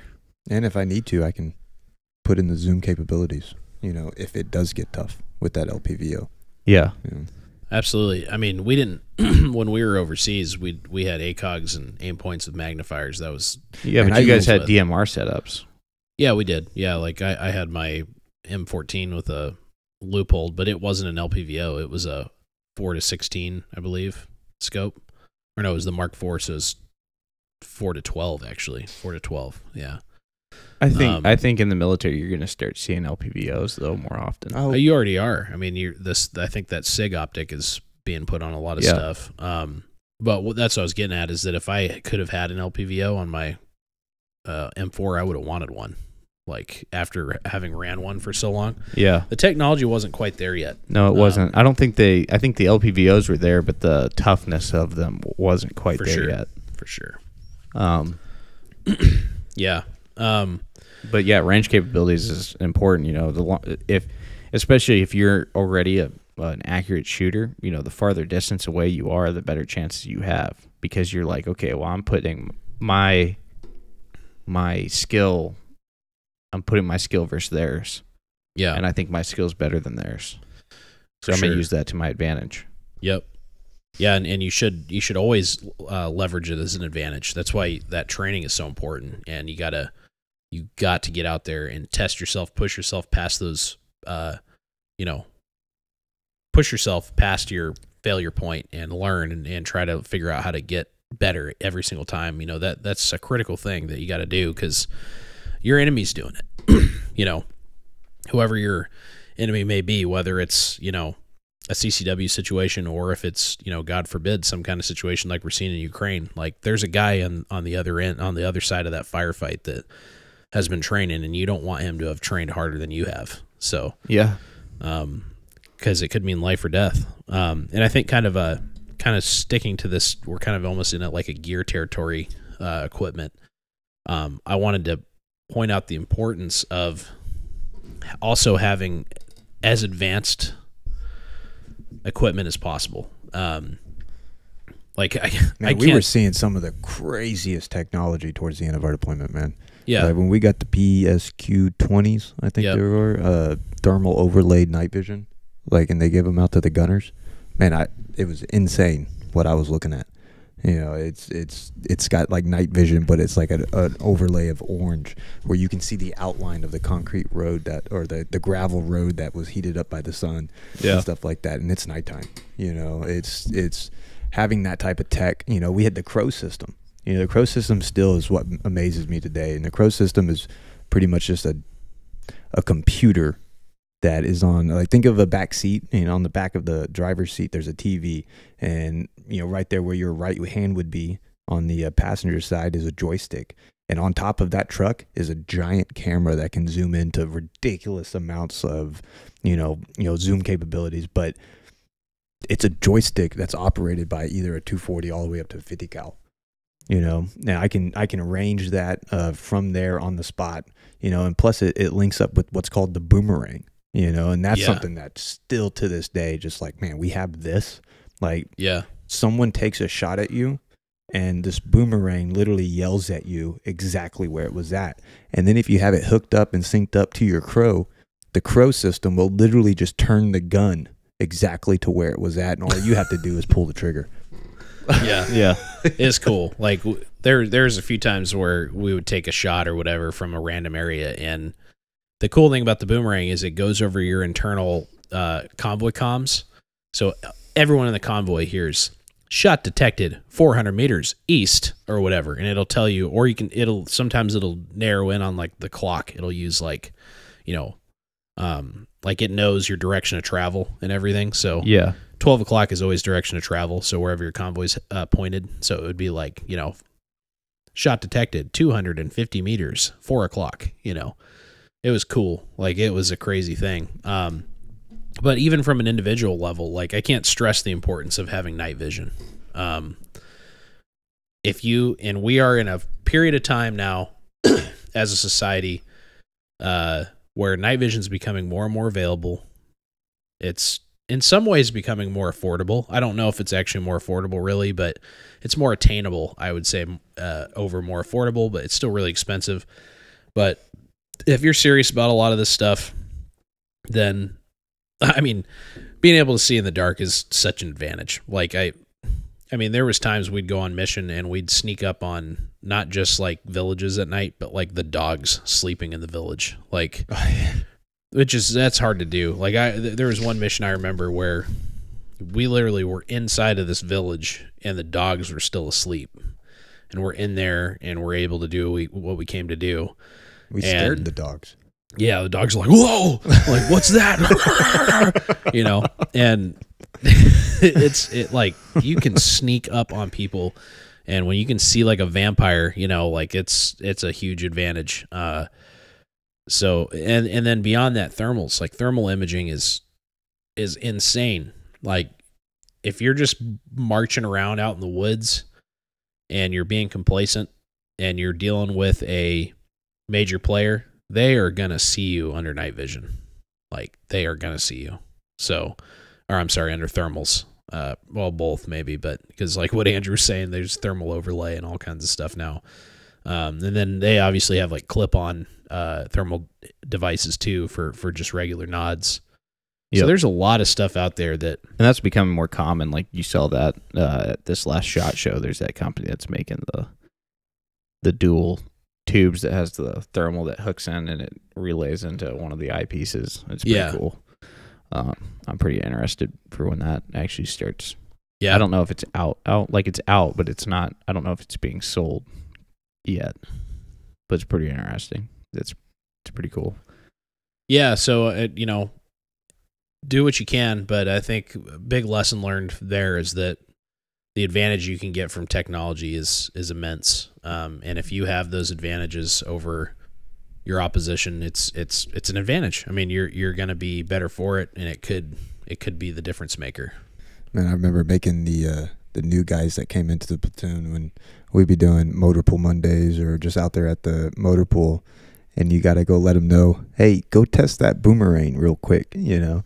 So we'd make the new guys get up on the trucks and, well, how do we test it? Well, what does it do? Well, it relays your shot. And I was like, so start sounding like a gunshot. And then you just have like two new privates just on top of the truck while everyone's out there just going bang, bang, bang, bang. And it's like, it's not working. It's because you're not sounding like a gunshot. Be more clear, you know, bang, bang. Yeah. We'd get in trouble. They looked dumb though, and that was the whole point. Yeah, and then kind of, again, to stay in the equipment area, having the equipment to like successfully communicate, and the importance of communication can't be talked about enough. I mean, you got to understand radios, and you got to understand how to use them, when not to as well. I think that's a massive part of it, and we've talked about this before on the podcast, but we had the, being the bigger player, we had the benefit of not having to worry too much about our signal being picked up or, being mortared just because we keyed up on the radio. We still practiced filling in those fills. Like we still had, the other Andrew. Man, there's so many Andrews in our platoon. We still had Andrew M going out there and filling it every Sunday. What he was the RTO. 4 a.m. or something like that. He had to get up there every Sunday to fill those radios. Yep. Which that just means like the new encryption key, because we had encrypted radios and stuff. And maintaining the security is super important. Also, the biggest thing that I think I really learned about radios over there was not necessarily like, because since I've been out that I've learned about how dangerous it is to just like start using the radios if you don't have, that overlying masking that you would have in like if you're a big player. But what I did definitely learn was that you maintain your radios at all costs. Like you do not lose a radio. If you lose a radio, it's a big deal. Like, it's an absolute breach in security at that point because you don't know who that radio potentially could be found by or picked up by, and you have to assume it's been found by the worst person it could have been found by. Yep. So maintaining your radios, you cannot lose a radio. Like that's just like you cannot do it. I think it's worse than losing your weapon. Which you don't want to lose that either. But I'm just saying, radio is a big deal, especially if you're a smaller like element and you don't have a like infrastructure to back you up. So it's stuff that you really need to pay attention to.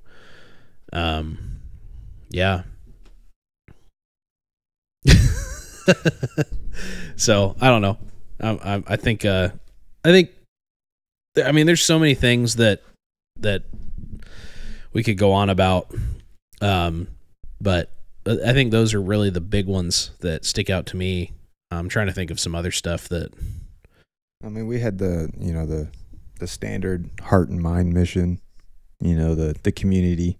Oh yeah. Going out there and shaking hands, kissing babies. Not really, but just turn into just Talladega Nights. Yeah. Are you just getting at like the importance of having good relationships with the populace that's around you? Yeah. There's a lot of sayings that go around, especially like in units like ours and stuff like that, where they're your friends there in the day and enemy at night. Mm-hmm. There is some truth to that, because you're fighting an enemy that doesn't have a uniform. You're fighting an enemy that's hiding within the populace. So going out there and understanding who is around you, who you have to help, and who is able to help you find those hidden wolves, and stuff like that. So being able to, they call it the heart and mind mission. I kind of call it two in the heart, one in the mind. But just kidding. To me that's actually also very important. Just being able to know who's around you. Yeah, having good relations within your community. I mean, that can go from even, going back to coordination. In our original podcast, we were talking about some of our key things. That could actually be a legitimate hearts and minds. Like you actually do want to gain the trust of these people, like because you do want to make friends and you do want to build your community. But that could also be, hey, I want to kind of deceive these people as well. Like it could be legitimate that you're doing the hearts and minds, but it also could be like a actual tactical move, I guess, to woo people over and to gain information. Yeah. So I think it's got kind of a two-part, from a legitimate side, like, hey, I actually do want to gain these people's favor. And I think that not only would they be beneficial, but I think that I would be beneficial to them as well. So it's like, not that you're just like looking out for number one, but at the same time, that's kind of what the old hearts and minds imply. You're doing it for your community, but you're also doing it for yourself. Yeah. And there was two different kind of tactics that were used. There was the tactics we used, which was trying to win over the people and try to prove to the people that we, you know, quote unquote, had their best interest in mind. Like we were trying to, you know, hey, we want you to build up your own republic and want you to be your own, you know, or have your own democracy. You know, we're trying to do what's best for your country. That was kind of like the perspective we went from. Like, we'll help you rebuild your village. And then the Taliban used the tactic of like fear. Like they would come in and be like, no, we're going to behead you all if you help the Americans. You know, we're going to do this. So you had these two, you know, and it was a big like psychological warfare that was going on. We were like approaching it from using positive tactics, and then they would use negative tactics. And it's almost like the same concept of like the two different types of leadership styles. You had your, you know, the guys that you feared, so you followed them because you were scared that if you didn't, then you would get something would happen to you. And then there would be the guys that like actually worked hard and felt like they had your best interest, so you wanted to work hard for them. And it's like, which type would you rather work for? I mean, for me, I would personally rather work for the guy that's you want to work for because he's a good leader. Yeah, but that other guy's going to just threaten to chop your entire family's head off if you didn't work for him. You know? So no, I know. I'm just saying from a leadership standpoint, though. I think like I saw that in the military a lot. Like I had, you know, my first team leader kind of sucked, and he was definitely like just trying to rule with fear. Mm-hmm. Where my next team leader was awesome and probably the best one I ever had, and it showed me like this is how I would want to be whenever I become a leader, you know? So I kind of modeled the way that I did stuff off of him. Yeah, I think the way the Taliban did it was got faster results, but I think the way we were doing it made the most impacting progress. Like you could see it over the 20 years we were there, how different the country changed for the better. I really think that, you know, and I don't want to get into the whole, like the way we pulled out, but I think we were close to really giving that nation a chance, to kind of stand on its own 2 feet. It would have taken a lot longer, and we would have had to maintain some kind of presence. But yeah, it takes a long time. Basically, you have to win over the next generation. That's basically what you're doing, and that's kind of what you was guys happening. We're close to on that. Yeah. I mean, there's 20-year-old people who never saw what, you know, Iraq or mostly Iraq, I guess. There's 20-year-old people in Iraq that had never seen what Iraq was prior to 9/11, you know, because Afghanistan too, really. Yeah. We were in Afghanistan way longer, so. Yeah. So it's like they didn't know what their own country was like without Americans being there. Yeah. Which is kind of crazy to think about. Talk about I remember us shock having and a awe. conversation about that. It's like some of these people have always seen us walking around in these uniforms. This is a part of their life, you know, just to see us. You know? Yeah. It's crazy. It's weird. But, you know, and I think, so I think lesson to be learned from that, you know, in summary is just, you gotta try to keep it. I think you got to try to do the right thing. You got to try to keep it positive and having good relations within the area you're like operating in, or with whatever it is, whether it's just like being polite when you're out in public with people, because, you know, even when you're dealing with like a precarious situation, or if it's all the way to like what we see in Ukraine, like you got to maintain that, you know, always thinking about like what is the best way to benefit the community around me, but also like make sure I'm on everyone's good side, you know? Yeah. That's kind of like, that's and that applies. I mean, all this stuff can apply to your day-to-day life today, even if all you do is CCW, you know, and you're just a normal dude that is prepared, you know, not being someone that makes enemies everywhere you go is probably a good thing to be. You know, you don't want to be the guy that's like, because if things do go downhill and we do turn into a Ukrainian situation, no one's going to have your back. Yeah, you don't want to be a warlord. Guy. Like, you know, there's going to be those guys out there. Like, there's going to be those guys that have their crew and they're like warlording around and, you know, taking what they want whenever they want, and, you know. Yeah, we see that in natural disasters as well. You know, extended periods where supply chains have been cut off. They, you know, you see that in a short amount of time. So imagine a long period of time how bad it could be. Yeah, for sure. I think a couple other things I wanted to touch on before we kind of wrap it up is like, we were there, we had our experience, and obviously this is from just our personal experiences over there. Like, there's probably different experiences, but the thing that I always have really thought about, especially recently, was like trying to look at it from the Taliban's perspective. I did that constantly. What they were up against. So we're we're the most advanced fighting force in the world. And not only are we the most advanced fighting force in the world, we literally set up shop over there, like pretty firmly. Like we had our own bases dug in, air assets, like drone operations, bombing runs, tactical like missions, key leader engagements, snatch and grabs. We took their airport like when we went into Iraq first. We took complete control of that country over, and for like 2 decades, which is crazy. But it's amazing what the Taliban were still able to accomplish with very little resources and scattered coordination. They weren't able to coordinate really. I mean, we would literally listen to their cell phone conversations. We had teams that would sit up on the top of the mountains, even just on our little cop, set up special antennas and literally with interpreters and literally intercept cell phone calls and write down exactly what they were planning on doing, what they were saying, who they were talking about, what they were talking about.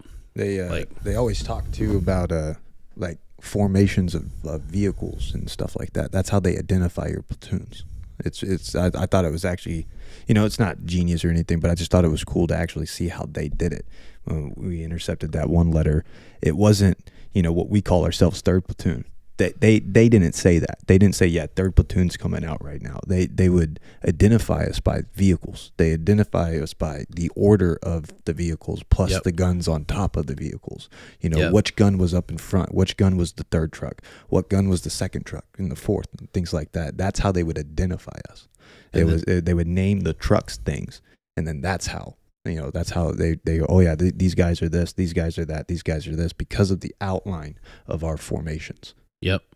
It's crazy. And it's little things like that you don't realize you may be telegraphing. They watch everything, and they know even down to like individuals. Like there was, hey, this individual that keeps finding IEDs, it rides in this vehicle. Like this is the one we need to target.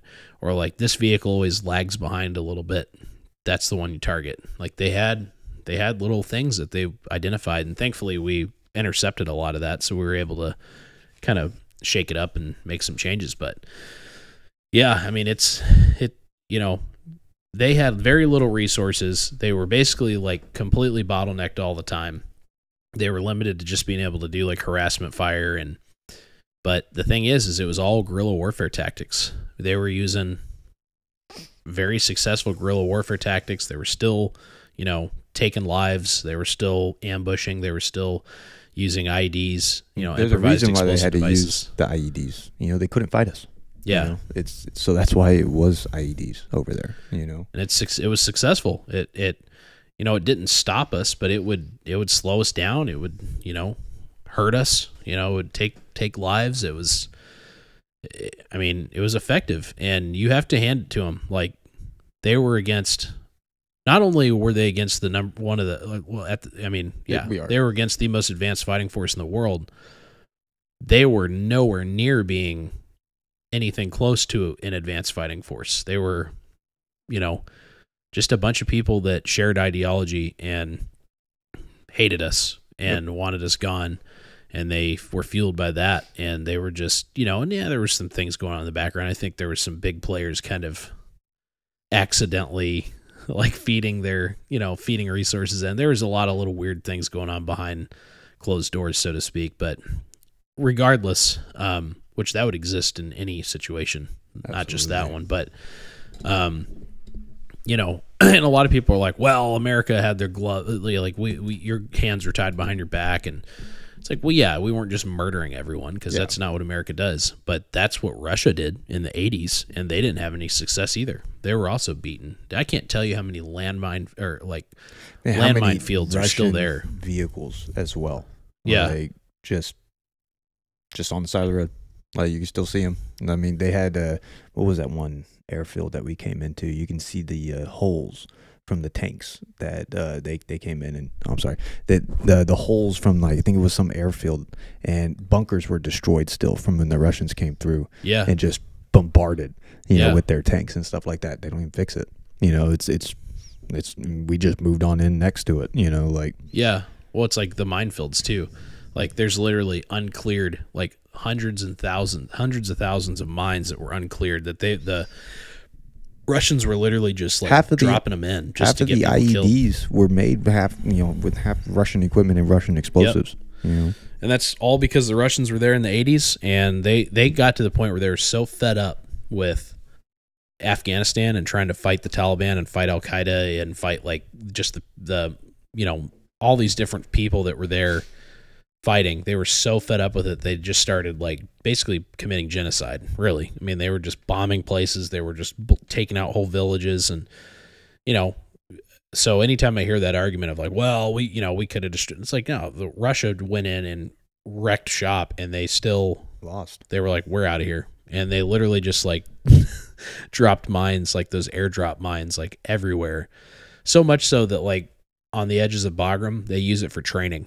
Like when you deploy as an engineer company, they send you out to real minefields and you clear mines because they got to get them out of there. They're trying to clear them, and it just becomes a big training exercise. It's like, all right, learn how to clear mines before we send you out to clear mines. And it's like, well, these are real mines. Yep. You know, so it's crazy. So yeah, I mean, they had a lot of tactics that they used that actually worked. I mean, lots of harassment fire, lots of ducking behind the border. That was one they really used, like slipping into Pakistan. We were up close to Pakistan, so they'd slip back into Pakistan to kind of hide and get away from us. And we had an X amount of buffer that we were allowed to go into. Do you remember? I think it was like 10 miles as long as we were in it, or 10 clicks as long as we were actually engaged in a chase that we can go into. I can forget what it was, but I don't know. I'm not sure either, but I know like you can't like go there, and they know that we can't either, you know, so they would use that, you know, just dip right over that mountain range, you know, and that's Pakistan. So yeah, I don't know, dude. I don't remember what it was. I don't know if there was one, but so yeah, I'm not sure. I can't remember what it was, but I think there was something like that. I mean, there's definitely engagements into Pakistan, like bullets flying into, you know, that kind of stuff a lot. But yeah, I'm not sure what, like, I can't remember what the buffer was, but I'm pretty sure there was one. Yeah. Hopefully. So the tactics, like guerrilla warfare, you know, the different, like, the ambush tactics they used. I mean, we kind of already talked about IEDs and stuff like that. That was their main thing they used. And that changed, you know, the way we did things, how we moved in convoys. It changed, like, we adapted to that. That changed, like, the different technologies we would use, too. Like, we used the Duke system. You remember that? Oh, my goodness. It was basically, like, it would block signals in and out. All cell phone signals. Yeah. But it was paired with, it was two, what was the other one? They're both, you had to use two of them in order for work. That way it could create the bubble. Yeah, well, it wasn't really necessarily a bubble. It was like just like a field of area that was kind of blocked off. And the idea being is that it would cancel out any frequencies coming in or any signals coming in that could, you know, basically tell an ID to explode. Like, they used cell phones a lot to, like, call a cell phone that would be attached to an ID that would then, you know, spark trigger the up. ID. And they had to switch back to, they would adapt when they started being like, it's not working anymore. They'd use like command wire, yeah. So they'd have like the either det cord or they'd literally pull it. Remember they had those little like paper clips, clothes or laundry. What are those called? Clothespins. Clothespins, yeah, little clothespin like And with they two connectors on it connected to a battery, and they just pull a line and a disconnect, and then as soon as those contacts touched each other, boom. Yep. So super primitive and easy to make, and it's like they could take out, our heavily armored vehicles with that kind of stuff. So, and I know you also talked about it in our reconnaissance podcast, but they obviously did the reconnaissance in force as well. I mean, that may be just part of their ambush tactic. Like that was just something they gathered as well. But we kind of talked about that, like seeing how, you were talking about how, they would attack you guys and then basically dip out pretty quickly after. And that was not only to save their lives because they knew helicopters were coming, but they would also be able to collect like information as far as how we reacted. Yeah, how you guys reacted, and you were talking about how, they knew which platoon was going out based on the formation that they were running in, what guns they were set up, and whichever manner you guys had them set up, because every unit kind of does it differently. So they would be able to, okay, this unit, these guys that we have noticed that run in this certain pattern, this is how they react to this. And, and if they're coordinating, then they know, okay, yeah, they're not dumb, they're just not they just don't have all the resources that we do. Yeah. No, actually they're pretty clever. Yeah. Like, well, they've been fighting for their entire lives. Yeah, so exactly. Yep. I mean, I think they're a lot of them aren't very educated, I think would be the way to say that, but they're street smart, man. Like, and they know how to fight. And then, there was a whole, like, conglomeration of, like, random, like, you had the Chechens and stuff that would come fight and help them. And, there's all kinds of weird stuff. And other just, like, I remember you'd come across some guys, you'd be like, oh, man, like, these guys can fight, versus, like, random farmers that shot at you because they were mad that you drove through their crops or whatever, So there's all kinds of weird stuff like that. But yeah, I mean, ultimately, they were successful, I think. And so, I mean, really they were. I think the fact that we pulled out of there, like they won in a weird way. Like, absolutely. Yeah, we were there for 2 decades. I think it was 21 years or something we were there. And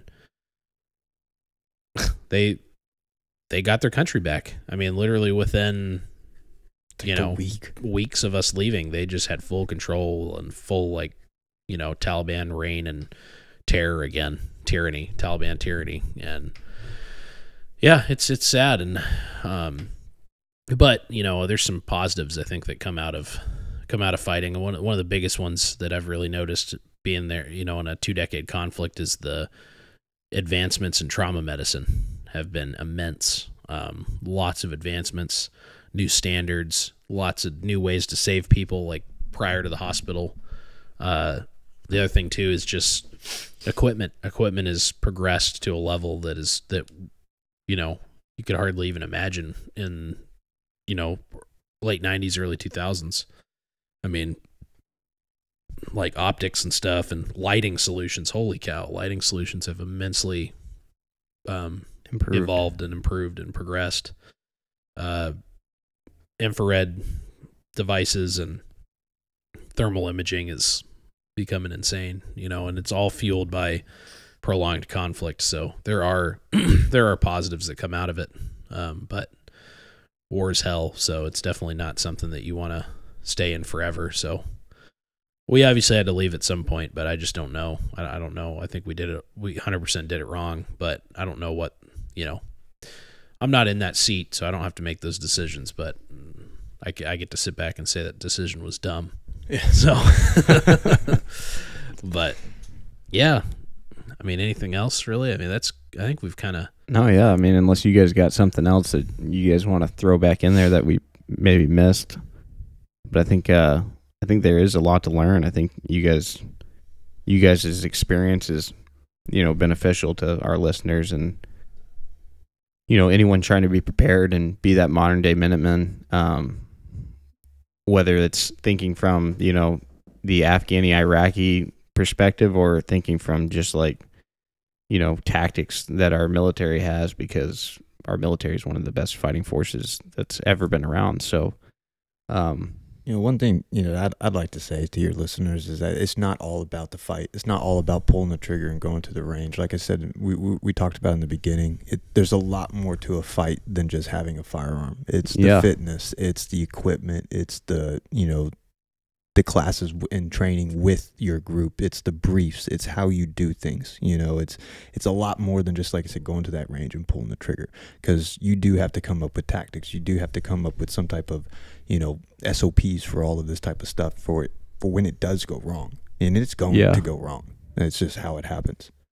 So what you do in that moment is more on what that fight is about. It's not always going to go by the book. It's not always going to do exactly what it is like that you planned on doing.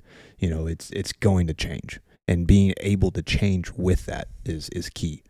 Yeah, and it may never happen in your lifetime, but there's that saying, you teach your kids and you teach your kids' kids, and that's the same with, future generations. You teach your generation and you're going to potentially teach future generations. So, keeping it relevant, staying in that, modern day Minutemen, passing down those values and those trainings and everything we've learned, and things are going to continue to get better as far as gear and, data taken in.